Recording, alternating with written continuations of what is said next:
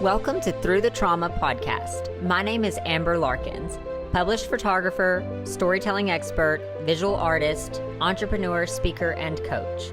This podcast was born from one question: how do I get inspiring stories of triumph out to the people who need to hear them the most? Come with me, enter my world, where lives are getting changed, heroes are getting developed, and greatness is being achieved. Hello, and welcome to another episode of Through the Trauma podcast. I am Amber, your host, and today I have with me Dr. Kelly Bohnhoff, and she has a very interesting story she's going to share with us. She deals in family trauma and just in trauma in general, and she's doing some pretty amazing things, and I'm excited to jump into this conversation with you, Kelly. I know we're going to talk about some deep things today. So thank you so much for being here with me.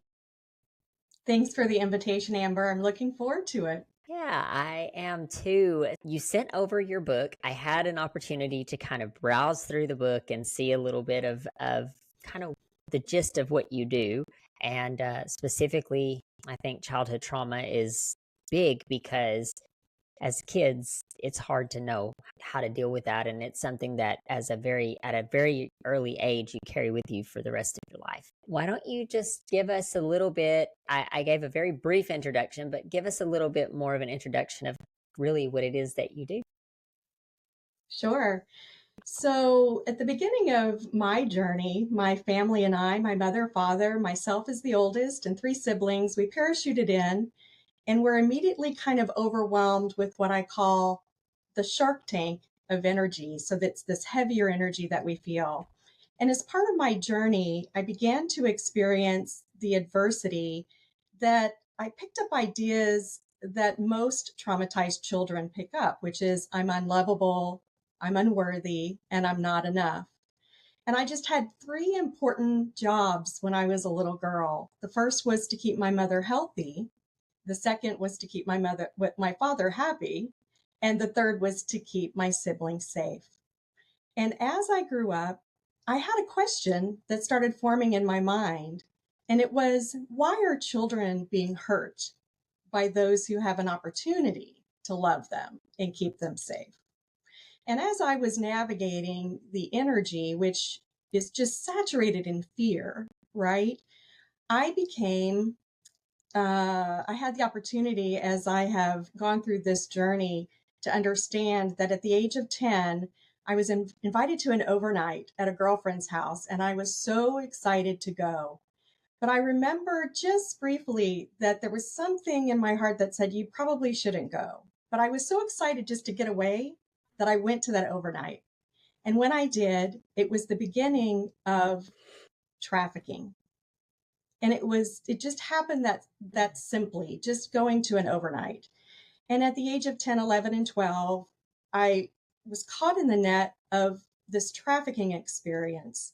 And it just added layers and layers and layers of more trauma.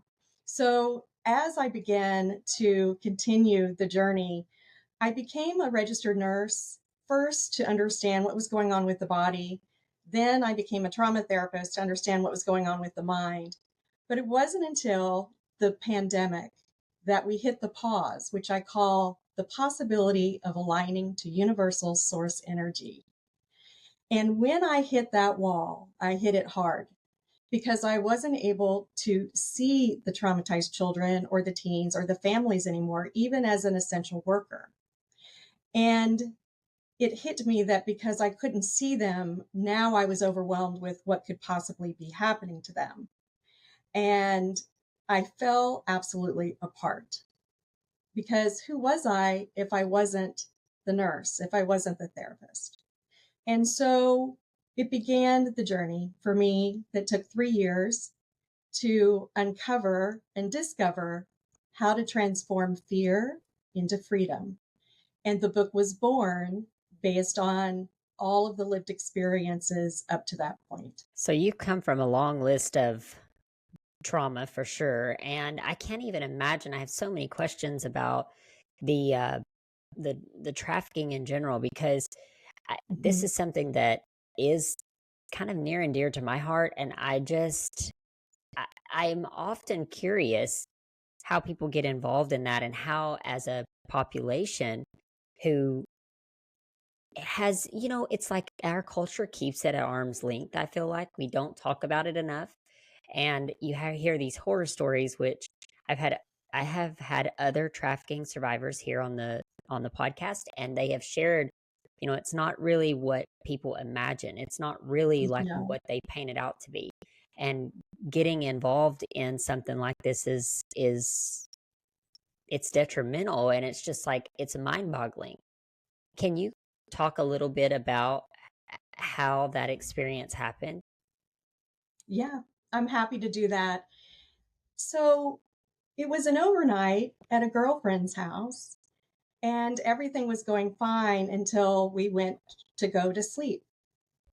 And when we started to sleep, there were people that started entering the room, and it was part of her family. And as people started entering the room, I was confused about what was going on. But the very first thing that happened was, we are going to have an experience. And if you tell anyone, then we're going to just go for your siblings next.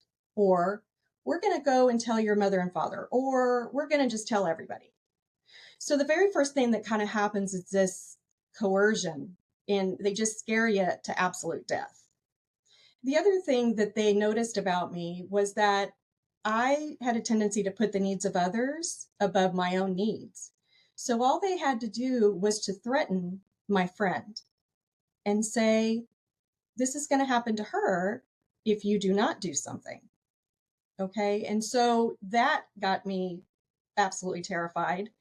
And so that very first night, so there's a fraud and there's a coercion that happens. The fraud is, you're so lovely, you're so beautiful, you were made for this, whatever any of that is. All right. And so once the very first event occurs, you are now what I call caught in a web, because in general, it's been my experience personally, but then working with children who have been trafficked or who are being trafficked through their family line, is that we already had a deep sense of unworthiness and shame and unlovability and not enoughness before it started. So they already knew that we were vulnerable.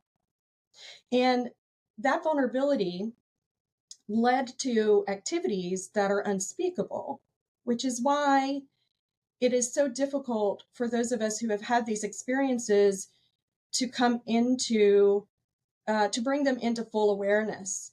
Because for me, and as this moves forward, the story for me moves from survival to sovereignty. So what transformed and what I understood the trafficking event was about in my life, in this lifetime, I'm going to move to a spiritual lens here, is that I chose an opportunity to live through and learn through this experience of trafficking specifically and the childhood adversity in order to understand it deeply and to heal it so that I could help others do the same, so that we could bring the trafficking of children, which is underground, into conscious awareness of the collective without feeling judged or ridiculed or ashamed. And so what I learned through this process, through my spiritual awakening in 2021, was that, oh my stars, our families are actually the bravest, most brilliant souls coming in here, because we're actually here to bring the trauma, the ancestral trauma and the karma into awareness, to heal it. And then we hold energetic keys, which I did not know. So as I have healed the energy around the trafficking specifically, now I hold the key to freedom. Now I energetically move that energy in every podcast or to any person without them even knowing. If I'm walking into a grocery store, or if I'm in a restaurant, these energies, because it's been healed for me, even without knowing anyone's story, those keys are entering the energy fields of those around me. So this is a much more empowered narrative around trafficking. So for those who have experienced trafficking or who have been the villain in the story of trafficking, which is a very important perspective, that what I discovered is that the villains in my trafficking story are actually souls that who had agreed to help me heal this particular wound in this lifetime. So those playing those villains were actually in my tribe because I really wanted to heal that this time. And so again, for those who are listening, who are like, this is a bunch of BS. This is a belief system thing. I really want you to know and understand that as a scientist, until I had that spiritual awakening, someone who was trained in psychology and nursing, believe me when I tell you, it was hard for me to accept the possibility that I am infinite intelligence, pure love, and sacred energy having a human experience. No one was more surprised to learn that than I was. But I was also relieved to discover that there was more purpose and more meaning behind that experience that is empowering, not disempowering. And so we get to choose what we believe, and we get to choose the journey we wish to take.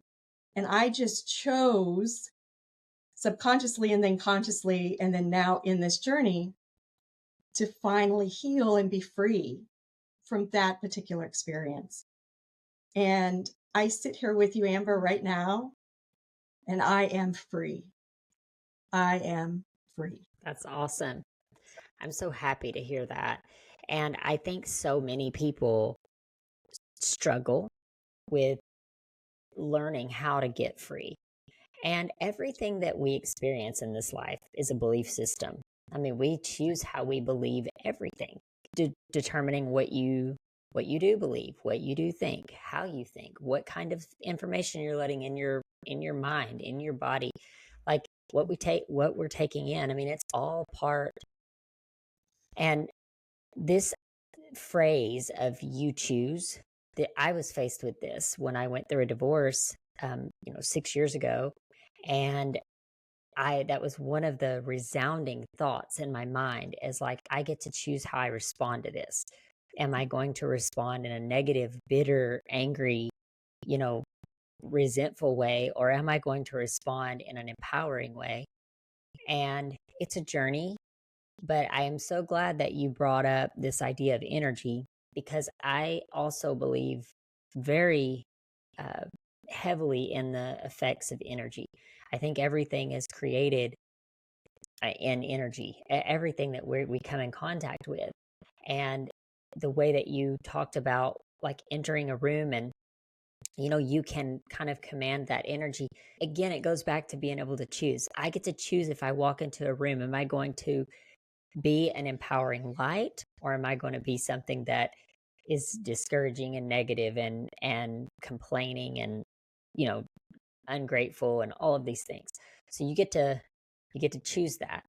Now, I think the issue comes in with not knowing that they can choose, and not knowing how, when you are faced with those emotions, not truly knowing how, like not knowing what to do with them.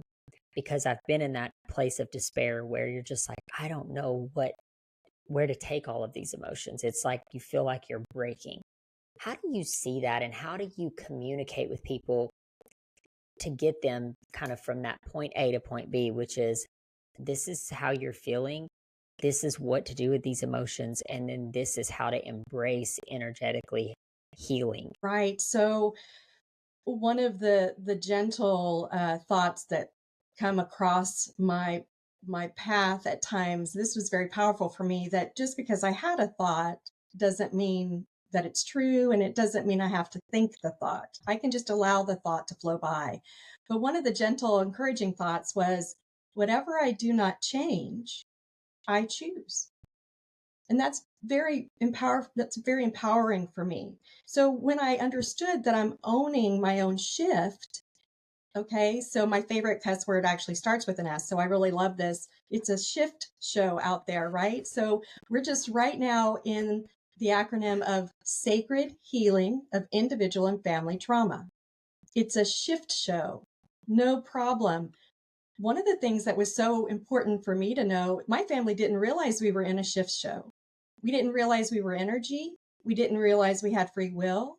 We didn't realize that we were actually creating more trauma from the energy. So where was this information in kindergarten?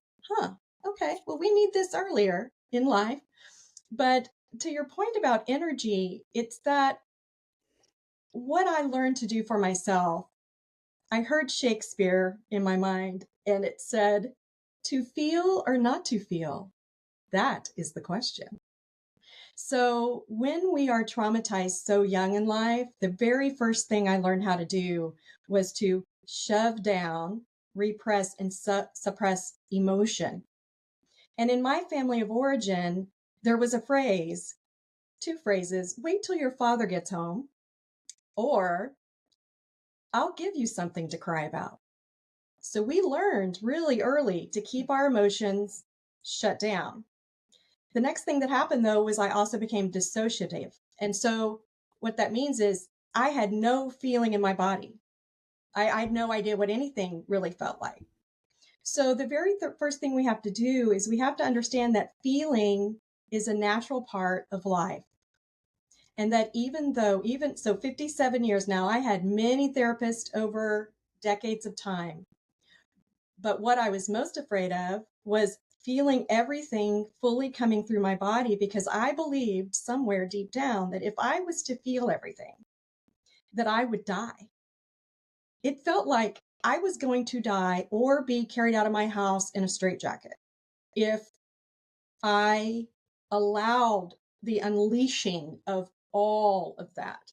So for me, the very first emotion that I began to move through my body with the help of a shaman and a Reiki healer was two things: anguish and rage.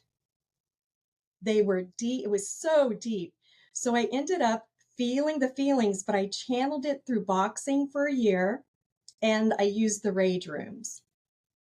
And I used automatic writing and journaling and meditation and laying on the ground. I did a bunch of things. But I tell you, boxing really helped, and the rage rooms really helped. And once I was really able to feel my feelings and even put a name to a feeling, I didn't know what the difference in my body was between sadness and joy and anger or worry. So I had to start again. I had to start from the beginning.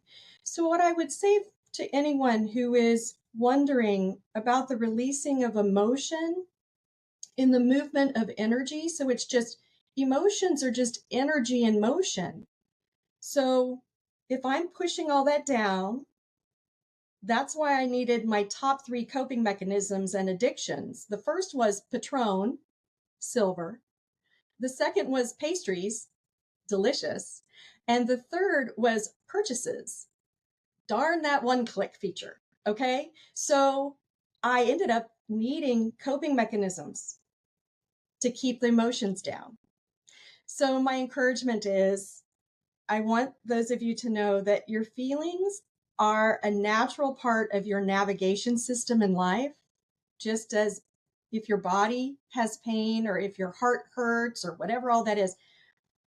Our body is the greatest technology in this universe. It's trying to speak to us in every moment. So I just learned to navigate and over time trust that the feelings were not going to be so overwhelming that I wouldn't be able to recover. Or there are several times in this lifetime where I really wanted to take the exit. I really wanted to leave the earth because it just was too hard sometimes. And I'm so thankful that I had guidance around me that I didn't even know I had on the non-physical, who kept saying, you can do it. Just, it felt like I was army crawling across a minefield, right? And they're like, just put your head down and breathe and just say a prayer and just know that this will get simpler, easier, lighter. So I talk about energy as heavy energy or lighter energy.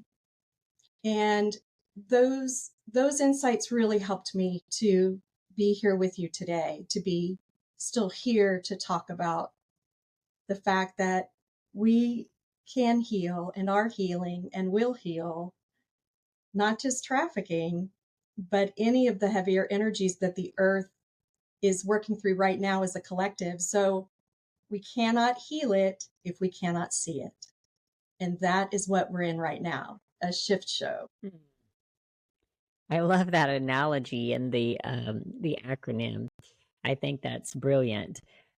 But this is something that I've meditated on a lot. This idea of being able to like take your feelings in and feel them instead of stuffing them away. And we've talked about that here on this podcast numerous occasions. I've learned from my own personal experience that that is never healthy, because what happens is these things are going to manifest some way. They might manifest in triggers, they might manifest in failed relationships. However, it's going to come out. It's going to come out in some way. And who wants to carry the baggage of unresolved trauma in their body? And I'm sure you're familiar with The Body Keeps the Score, which is a book that's brought up here so many times. It's like one of these things where it's like, why do you want to carry that around in your body? I don't understand.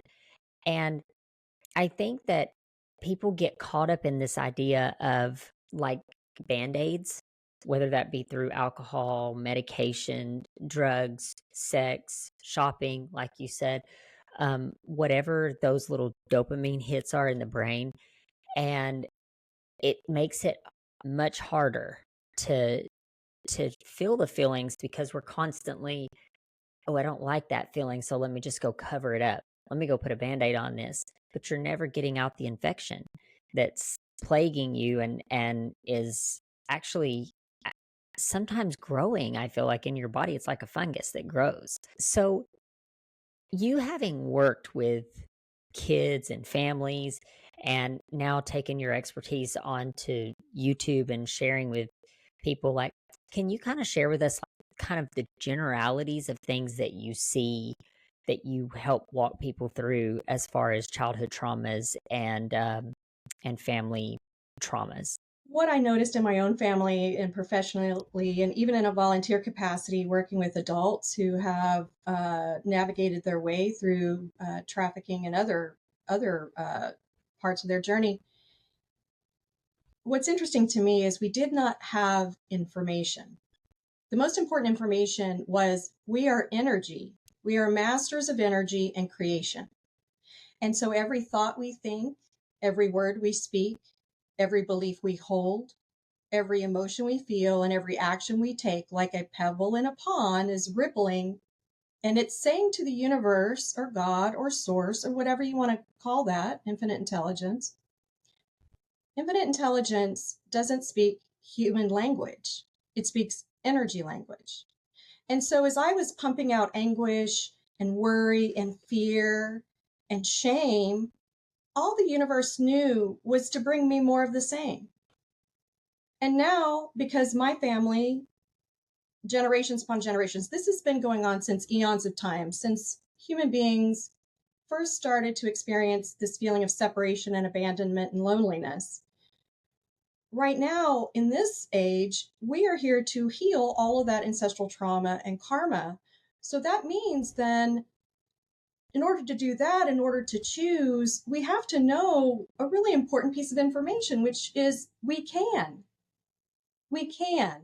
So the very first thing that families have to know is there's another narrative, there's another empowered possibility that they may have never heard before, because no one in the generations of their family has experienced the idea that they're energy and they can move from fear to freedom anytime they choose. Well, wait a minute. Why is it that families don't know that? Well, it's because we're in the shark tank of energy, which means every system around us is created to dim us down, dial us down, dumb us down, distract us. All systems around us are, don't go do the inner work, don't feel your feelings, we'll take care of everything. So we give our power to the outer world or the ordinary world. Now, we don't realize we're doing that. So the very first thing I noticed in my family and other families was they're just repeating the same cycles over and over again, truly wanting freedom, truly wanting peace, truly wanting abundance in all areas of their life. They are asleep. They are caterpillars. I'm a recovering caterpillar. So that's the way I say it. We're all caterpillars. We were caterpillars going, I just want to eat and sleep. I just want to have a good life. I don't want to hurt anybody. I just want to, navigate through, and I got one life, and so is that it? Is that all that is? Is this what's happening? So what I want people to know, first of all, is there is a really important reason you're here. And there's a really important reason your family is in its constellation, combination, and configuration that it is. It's because there is a hidden power. So within every traumatized family lies a hidden power, a sacred potential waiting to be remembered and awakened. And so the very first thing I understand about families is when I didn't realize I was an empath, and I didn't realize I understood energy. I didn't understand that. So whenever I was with traumatized children, teens, families, when I looked at families, what did I feel? I felt the light flowing to me. I felt the actual truth of who they were flowing to me, but everything around them and everything that was happening was the opposite of who they were. And so the very first thing I noticed was families have misconceptions about trauma, who they are, and how powerful they are. And so my encouragement for anyone listening is to just be curious about the possibility that you are more and your family is more than you can imagine. And you just are now hearing about how beautiful, brilliant, and brave you are. And when you hear those empowering messages, now you're curious. So in the Hawking scale of consciousness, the turning point is courage. And so for me and anyone listening, it takes courage to move into the unfamiliar, the unknown, and the uncertain. But here's what I want you to know. That's where all the magic is. That's where all your potentials are. That's where your wildest dreams for yourself and your family are waiting for you. And I love that we get a chance to share this, because this is the message that has been long hidden from the collective consciousness of humanity, and that is now becoming more available for people around the world to hear, so they can make their own choice about, will they choose to heal, which is the honoring of the energy aligned with love, or will they choose to stay in the status quo? And there are many families and people that I work with that said, nah, I'm not in it. I don't want to do it. And it took me a while to understand that there are 3 reasons why someone or families may not want to heal. I don't know, Amber, if you want to hear what those 3 reasons are that I found out, but there are some I important definitely do. reasons. Yeah. Okay, there's 3 important reasons why families or people, or some people in a family will heal and other members of the family are not going to do it. The first reason I discovered through my own spiritual awakening, through visions and dreams and downloads, was the very first reason would be that they chose to stay in the heavier energy as part of their learning. So in other words, their sacred contract and blueprint was to stay in this energy so that they could really master it. They could really understand it deeply. That's the first reason. The second reason is they are someone who really didn't need to parachute back in, but they're holding the heavy energy in order to awaken everyone else around them. Oh, wow. What now? Right? That's an interesting opportunity there, right? And the third reason they choose not to heal is just simply fear, familiar energy aligned with resistance. It is too scary. And so waking up from their caterpillarness may feel very overwhelming to them. And so here's what I understand is that as I choose to stay in my own lane, on my own hero's journey, I know that every soul around me, every family member, I've got 2 granddaughters, everybody, 2 children, everybody, husband, everybody is on their journey. And as I stay in my lane, some will kind of hang out with me alongside, but some will veer off on their own soul journey. And who am I to know what that is? My goal is to hold the light of love that I am and know that all is well as they take their journey and I take mine, and I know everything's fine. Everyone is exactly where they're meant to be for their journey. And when I realized in my heart and my soul that I was not here to fix, change, or save anyone, I was free from that particular idea. And I just kept lighting up like a hot air balloon. I just kept, oh, that idea doesn't sound quite right now. What's that one about? Right? So I do not judge. I stay curious, but I don't judge people or families that are just going, I don't want to know. Just leave me alone. And I'm like, oh, right on. They're in their journey. And I don't have anything to do with that other than to say, I'm here if you need me. I've been where you are. Best wishes.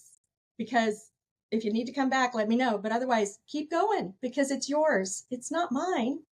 That's beautiful, first of all. But I want to go back to something that you said and just get a little clarity here, because I think what I'm hearing you say is that you you believe that everything that happens, we have the power to use that as a tool to grow and to turn around and help other people and to become the person that we're destined to become. Am I correct in hearing that? That is absolutely right. And we didn't even know we could. So this is intriguing because I also believe that way as well. I believe that everything that happens to us, like it, we have the power to use that. Even the bad stuff, and once we can change our perspective to see those things, it empowers us. And those things can no longer be held over our heads. But we obviously in this life, we still struggle with things like shame. We feel maybe embarrassed about certain things, or we feel like there's a lot of self limiting beliefs that come in. I'm sure you help people through some of these self limiting beliefs. And I do hear what you're saying as far as you can lead a horse to water, but you can't make him drink. Like you can't have someone, like you can't make someone change, or you can't make someone choose. And that's difficult, and being able to release that is a whole nother thing in and of itself. How do you get people to begin to change that point of view to where they can start to see these things as they're just events that happen to me versus like the victim mentality that I think is embraced in the culture that we're in today? Yeah, so trauma is woven within the tapestry of humanity. Every thread connecting us to our greatest gifts and deepest suffering. So we come by this honestly. We really, really do. So here's what ever since I was a little girl, people have told me I have had this ability. And I didn't really understand it till now, until a few years ago. I have the ability to sit with anyone, quietly. And I call it now holding sacred space, the energy of infinite intelligence, pure love, and sacred energy. And complete strangers in every area of my life, no matter where I am, will just come into my awareness in my environment, sit down, and tell me everything that is hurting them in their lives. People open their subconscious mind and their heart, sitting to me in an airport, sitting to me at somewhere to have a little coffee or whatever. People just come straight for me. So the first thing that I do is I hold quietly sacred space so they can sit. Now they get really uncomfortable in the silence, I notice. And they're like, are we going to start? What do you want me to do? What am I here for? What's going on? And their mind starts to move. And I just give them this little thing to do for a second. I say, hey, we're going to do something called, remember, stop, drop, and roll whenever we were little children. If someone's on fire, which by the way, I never saw anybody on fire, thank goodness, but at the stop, drop, and roll. So I created something called stop and be still, drop into 3 breaths, be, stop, drop, and be in the moment. And what I do, I didn't realize I was doing this, but I would just pull an energetic field around, like a bubble, around the both of us, or the family, or the whoever. And I noticed within 1 minute that whoever was there, they started to rest in the energy. And I'd smile at them and they'd smile at me. And I'd say, so what does this feel like to be in this space? And they'd say, well, I feel safe, or I feel peaceful, or I feel loved. And I'd say, you have the ability to do this too. You have your own inner realm, and you can create this for yourself anytime you want.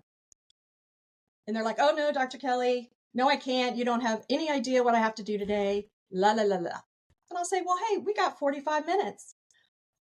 Would you like to just keep feeling this way, or do you want to run through your to-do list? So my approach is through energy and allowing them to understand that so it's the comparison of, oh, this feels good. This feels helpful. This feels so nice. I've had people actually fall asleep in the first 10 minutes because they're so tired. They've been hypervigilant for decades, right? So once they understand that they have it within themselves and they can create this space for themselves at any time, then I give them the opportunity to practice that. And they do it with a 5-step method that I've created called Look to the Stars. When I was a little girl and things were really heavy, I would go outside in the Texas weather. I never wore shoes. It was hot. I'd lay on the ground and I'd look at the stars, and the stars comforted me. And I didn't realize I was surrounded by my family of light at that time, but looking to the stars, they really comfort me.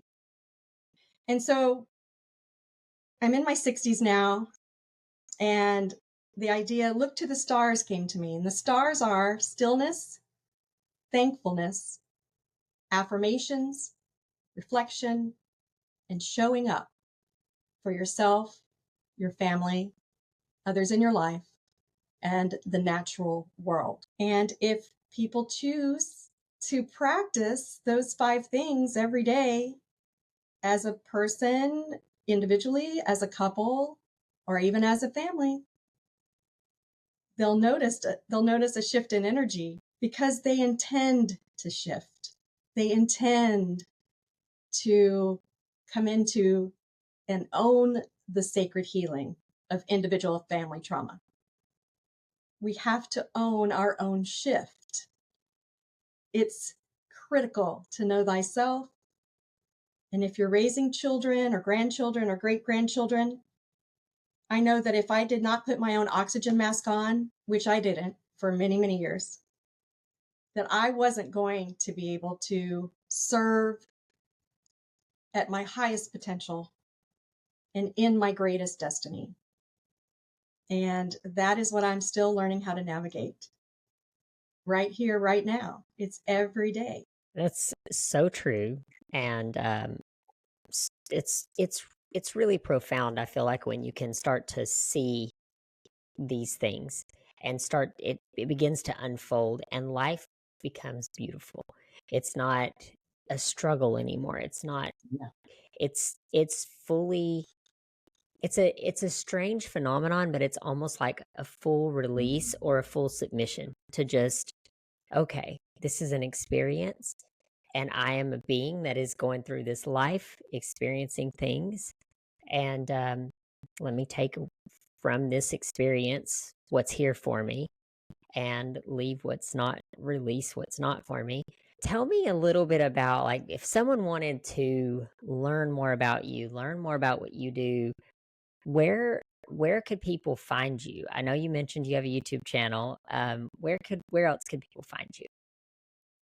Yeah, so in all transparency, I'm just coming out of my chrysalis after writing the book. The book came out on March 26th. So it's on Amazon and on Findaway Voices and Audible. Quite a bit of information is on onesacredfamily.com.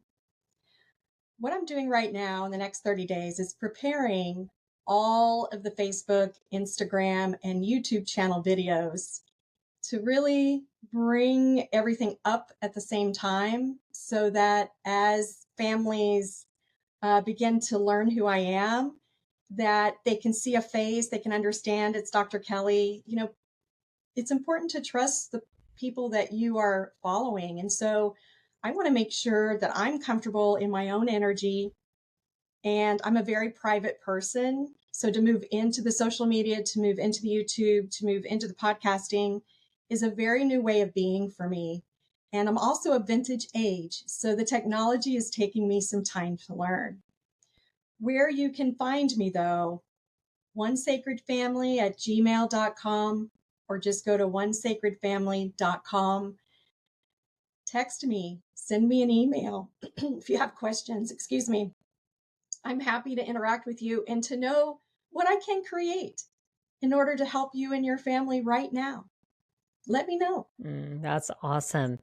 So, real fast, I want you to talk a little bit about, the book is new, right? So I want you to talk a little bit about the book, and if someone were to get their hands on this book, what what could they expect? Well, if it's come into someone's awareness, the book itself, then it means that someone is willing to be curious about the possibility that they are more than what they know themselves and their families to be.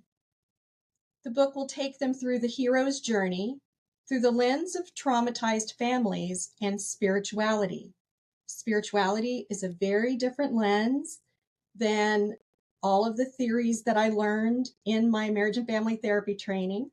What they can expect is an empowered narrative around everything that they and their family have experienced to this point, and key, simple ways that they can transform fear into freedom in everyday life. So I did get a chance to go through the book a little bit. I didn't read it word for word, but I did skim it. And I can say to everyone who's listening, Dr. Kelly is just the way you've heard her speak on this podcast is also kind of how that book is written. Very easy to understand, very easy to relate to, very like graphic in the sense of it's broken down in a way that makes it very, it's like systematized almost. So I highly recommend this to anybody who is struggling through these things, or, you know, desiring to learn more about their trauma and how to release that trauma.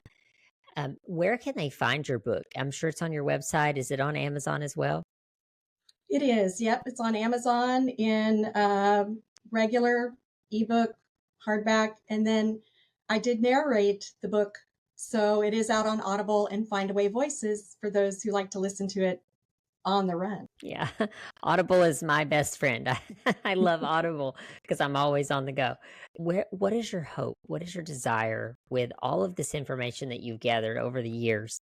Where do you see yourself moving into the future? Well, I'd like to say for those who are listening that the visions and dreams and the downloads that I'm receiving is that the version of everyone's family, of the collective humanity, is already healed.